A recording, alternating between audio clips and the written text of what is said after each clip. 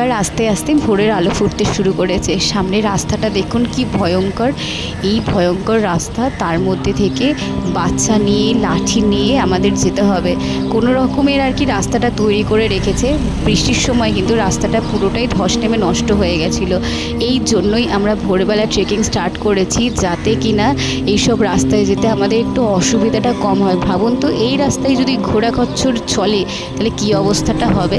যাই হোক, প্রথমবার ভোরের আলোয় পাহাড়ের সৌন্দর্যকে উপলব্ধি করলাম। এত সুন্দর লাগছে দেখতে।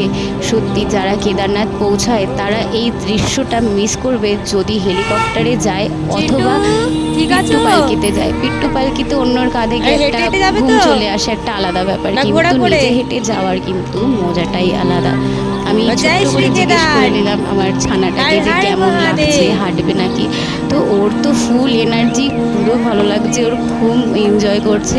একটু ক্লান্তি তো সবার চলে এসেছিল, কিন্তু প্রকৃতির সৌন্দর্য সব ক্লান্তি আমাদের দূর করে দিয়েছে।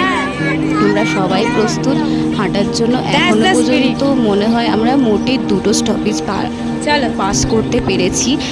তো রামবাড়া আসতে একটু দেরি আছে। তার আগে এই দেখুন এত সুন্দর ঝর্ণাটা দেখতে পেলাম ভোরের আলোতে। এটা সেকেন্ড ঝর্ণা, একটা দেখেছিলাম রাতের অন্ধকারে আর একটা দেখলাম এই দিনের বেলা। এত সুন্দর লাগছে সত্যি। কেদারনাথ যে এত সুন্দর, পায়ে হেঁটে না গেলে কিন্তু কেউ মানে বুঝতেই পারবে না, কারণ মনেই থাকবে না যে এত সুন্দর জায়গা। রাস্তাটা দেখুন এই ধরনের হয়ে গেছে, কারণ মানুষের দোষ না, কারণ হচ্ছে ঘোড়া খচ্চরের দোষ। ঘোড়া খচ্চর গিয়ে গিয়ে রাস্তাটার অবস্থা এরকম হয়ে গেছে, পাথরগুলো সব উঠে এসছে আর মাটিগুলো সব বসে গেছে। কিন্তু কিছু করার নেই, ঘোড়া খচ্চর তো যাবেই, তার সাথে সাথে মানুষও যেতে হবে, কিছু করার নেই আর। তো আমাদের সবার পেয়ে গেছিলো অনেকটা খিদে। তো আমার ননদিনী ছাতু গুলছে এখানে, এদের একটুখানি ছাতু নিয়ে এসেছিলাম সবার জন্য। ছাতুটা অনেকটা এনার্জি দেয়। আর ওই যে দেখছি ওই পালকিটা বসে আছে, ওখানে 4টে লোক মিলে একজনকে নিয়ে যায়। ভাড়া পড়ে প্রায় 10,000 টাকা মতন, 8-10 হাজার টাকায় নিয়ে যায় 4 জন মিলে একজনকে ওপরে। তো যাই হোক, সবাই মিলে খেয়ে নিচ্ছি ছাতু, একটু এনার্জি বাড়িয়ে নিচ্ছি। তারপর আমরা যাব আমাদের নেক্সট স্টপেজে। নেক্সট মনে হয় পড়বে হচ্ছে রামবাড়া।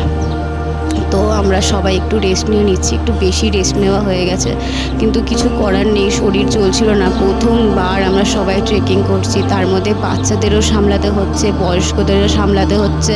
ওই জন্য আমাদের এনার্জিটা একটু ডাউনফল করছিল। তো আমরা সবাই মিলে একটু বসে বসে তারপর যাচ্ছি। আর যেখানে বসছি না সেখানে আর উঠতে ইচ্ছাই করছে না, মনে হচ্ছে না এখানেই বসে থাকি, পরে যাব। এই করে করে কিন্তু আমরা অনেকটা লেট করে ফেলেছি। এখান থেকেই আমাদের লেট হওয়াটা শুরু হয়ে গেছিলো। আপনারা দেখতে থাকুন, সাথে থাকুন।